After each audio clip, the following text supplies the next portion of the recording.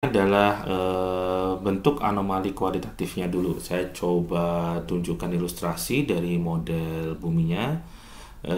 Kemudian kita buat ilustrasi dari pendekatan model magnetik raksasanya. Terus kemudian ada garis-garis gayanya juga. Terus kemudian kita tadi meninjau pada satu titik di permukaan. Nah, ini nanti berhubungan antara inklinasi dan garis gaya magnetiknya.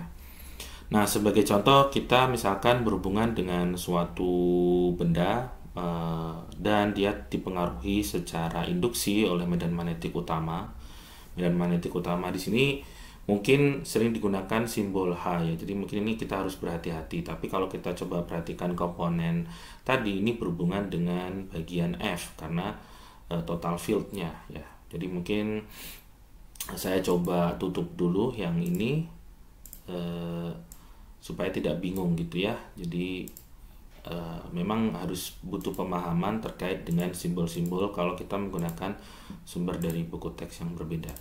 Jadi misalkan medan magnetik utamanya seperti ini, dan kemudian ini karena komponen total arah medan magnetik utama pada suatu titik di permukaan bumi, kita perlu mengetahui kurang lebih perkiraan kondisi di permukaan buminya itu di sebelah mana begitu ya. Kemudian ada penjelasan di sini, ada arah kutub dan ada arah ekuator. Arah kutubnya itu kita tidak tahu kutub selatan atau kutub utara begitu ya. Tapi di sini saya coba berikan keterangan tambahan, ada utara dan S ini selatan, ada U itu utara, S itu selatan. Jadi di sana itu mendekati arah ke utara, kutub utara, di sana mendekati ke arah ekuator atau ke sebelah selatan begitu ya. Nah, di sini diketahui karena bentuk dari medan komponen totalnya kurang lebih ini ditunjukkan masuk, dan kurang lebih arah magnetisasi dari benda di bawah permukaannya ini juga masuk seperti ini. Nah, karena bentuknya ini masuk, maka ini berhubungan dengan inklinasi yang positif. Kalau kita perhatikan, kata dia ada arah garis gaya magnetiknya dengan konvensi gambar-gambar sebelumnya tadi, itu dari bawah ke atas begitu ya. Nah, artinya kalau yang keluar dari sini ini berarti arahnya menuju keluar, sedangkan yang masuk ini menuju ke dalam. Jadi ini kurang lebih ada di belahan bumi, kisaran belahan bumi utara, kisaran seperti itu. Nah, dari sini mudah-mudahan bisa dibayangkan untuk skema ini. Kemudian benda yang sifatnya magnetik ini juga memiliki garis-garis gaya magnet seperti ini. Nah, makin rapat garis gaya magnet, kalau kita belajar teori potensial, itu akan memberikan kuat medan magnet yang lebih kuat. Kekuatan kuat medan magnetnya lebih kuat pada garis-garis gaya yang yang lebih rapat. Dan mungkin sebenarnya yang di bagian sini kalau kita perhatikan ini lurusnya seperti ini. Nah, kalau kita punya magnet gitu ya, biasanya kalau di ujung-ujung magnetnya ini misalkan kutub utaranya, ini kutub selatan. Nah, biasanya yang bagian kutubnya itu memiliki kuat medan yang paling kuat. Jadi gaya tariknya di sini yang paling kuat begitu ya. Kalau misalkan ini bentuknya vertikal, itu yang paling kuat yang ada di sebelah sini. Nah, nanti pola anomali magnetik akibat benda ini itu nanti bisa ditunjukkan dari pola kurang lebih seperti ini. Nah, di sini nilainya positif karena berhubungan dengan bagian yang sebelah sini dari magnet, sedangkan yang ini memberikan respon yang negatif tetapi lebih rendah dibandingkan yang bagian ini. Karena ini posisinya relatif lebih dalam, sedangkan ini yang relatif lebih dangkal. Ini relatif lebih besar, ini lebih kecil. Dan kalau kita perhatikan, arah dari inklinasi ini juga kurang lebih sejajar dengan arah dari garis seperti ini. Nah, ini untuk kontrasubstitutabilitas yang positif. Itu ilustrasinya. Jadi kalau misalkan nanti ada di inklinasi yang di bagian selatan, mungkin Anda bisa membuat rekonstruksi yang yang bisa terbayang dari gambar ini begitu ya. Oke. Nah, ini mungkin ilustrasi kualitatif juga yang lain. Ya, seringkali kalau kita ingin mempelajari atau memahami anomali dari geomagnetik, kita coba dengan ilustrasi sederhana sebagai berikut. Misalkan kita menggunakan ilustrasi dengan pendekatan model monopol. Magnet monopol itu mungkin secara kenyataan itu tidak ada, tetapi mungkin ini bisa membantu penjelasan di slide ini begitu ya. Nah, monopol itu kan cenderung seperti gravitasi ya sebenarnya bendanya.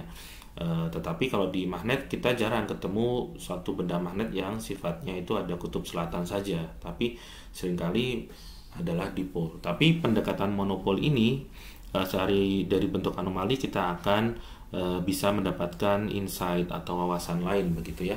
Kita coba lihat, misalkan kita melakukan pendekatan monopol yang artinya untuk kutub utaranya itu berada pada posisi jauh tak hingga di bagian bawah permukaan begitu.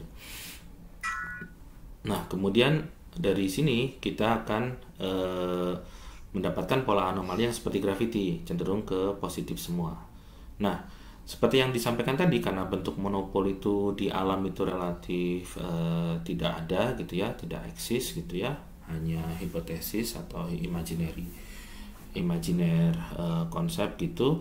Nah, mungkin kita coba melihat kalau bentuknya dipol. Di sini ditunjukkan misalkan hanya ada dua bagian saja, bagian kutub selatan di bagian yang dekat dengan permukaan dan bagian utara yang ada jauh lebih dalam dibandingkan yang bagian selatan, kutub selatannya. Nah, kalau kita perhatikan misalkan kita ingin melihat pengaruh dari komponen kutub selatan, ini bentuknya mungkin mirip seperti yang awal tadi seperti ini. Jadi grafiknya adalah yang ini. Sedangkan yang utara ini ditunjukkan dengan pola yang seperti ini. Nah, ini ditunjukkan karena nilainya negatif, karena konvensinya dua kutub tadi sudah kita tunjukkan berbeda.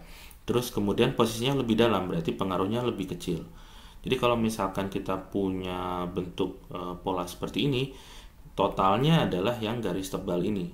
Jadi kalau kita jumlahkan yang atas dengan yang bawah, ini akan memberikan pola yang berwarna hitam tebal ini.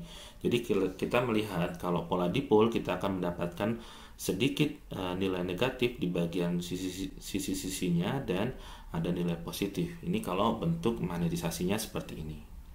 Oke, nah mungkin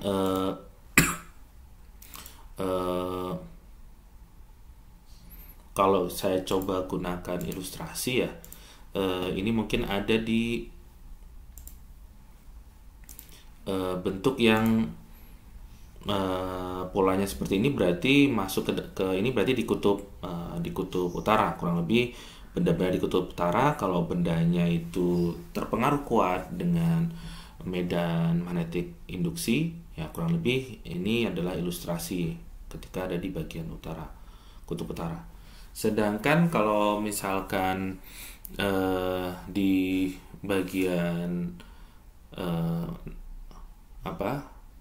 di bagian belahan bumi utara seperti tadi, mungkin ilustrasinya adalah seperti ini begitu ya.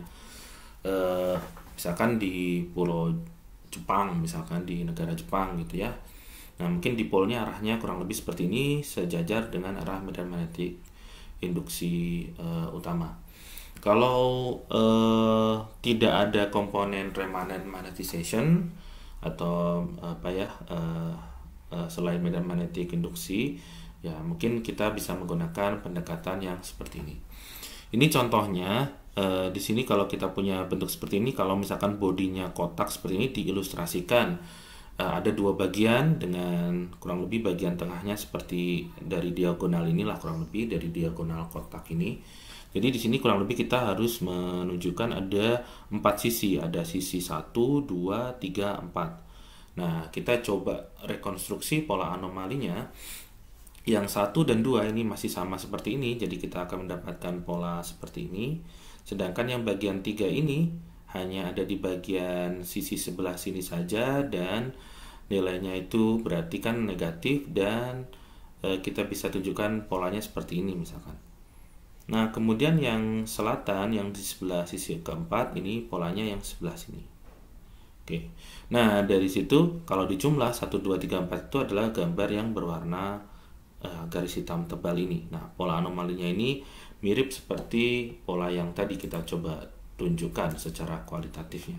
Jadi kalau Anda diminta menggambarkan pola anomali secara kualitatif dari medan geomagnetik, diketahui misalkan kontrasuseptibilitasnya ini positif dan arah magnetisasinya seperti apa, Anda bisa gambarkan dengan baik. Oke, nah kemudian kalau contoh-contoh dari software yang mungkin Anda gunakan, ini mungkin ilustrasinya. Jadi di software itu perlu didefinisikan juga arah lintasannya itu di mana. Mungkin digambar tidak ada ya di penampang software-software itu. Tapi kita seharusnya bisa memahami yang mana di bagian selatan dan mana bagian utara. Dari pola-pola anomali, misalkan kita punya benda bentuknya seperti ini, dari bentuk poligon, misalkan kontrasuseptibilitasnya positif, dan kita punya bentuk pola anomali yang seperti ini, nah kita bisa melihat dari nilai inklinasi atau nilai deklinasinya. Biasanya ada informasi lain. Ini misalkan berkaitan dengan inklinasi positif, berarti ini arah medan magnetik utamanya ke sebelah sini ya, arah panahnya dari atas ke bawah, masuk ke bawah. Nah ini mungkin kalau software yang lain misalkan Anda gunakan, nah perlu dicek untuk arah inklinasi, terutama inklinasi. Kalau deklinasi mungkin tidak terlalu berpengaruh banyak, tetapi mungkin inklinasi perlu berhati-hati untuk menuju ke ini. Nah di sana biasanya kalau kita berhubungan dengan software 2 dimensi itu ada istilah lain, yaitu azimut. Azimut itu adalah arah dari lintasan. Tergantung konvensi dari pembuat software untuk menggunakan arah lintasan dari azimutnya. Oke, maaf. Nah, azimut itu misalkan kalau kita gunakan software ini, konvensinya adalah azimut 0 derajat itu adalah menuju utara. Jadi kalau misalkan digunakan azimutnya misalkan 90 derajat, berarti dia itu ke arah timur begitu ya. Kalau azimutnya 180 derajat berarti menuju ke selatan. Jadi sebelah sini adalah selatan. Tapi kalau 0 derajat di sini adalah utara.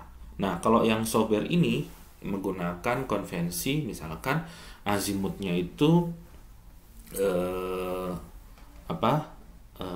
derajat itu adalah dari utara, jadi menuju ke selatan. Ini sebaliknya dari ini. Jadi ada juga yang menggunakan konvensi yang berbeda. Jadi pola anomali ini penting karena kalau kita tidak tahu posisi dari penampang kita dan model kita, mungkin itu akan berpengaruh ke pola anomali magnetiknya. Karena kita ketahui tadi ada pola dipol, ada nilai positif dan negatif, kemudian ada karakteristik apakah yang negatifnya lebih rendah atau positifnya lebih tinggi.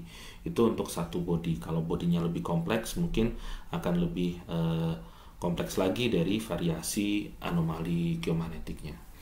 Oke, ini sekilas terkait dengan penggunaan beberapa software yang mungkin bisa jadi perhatian.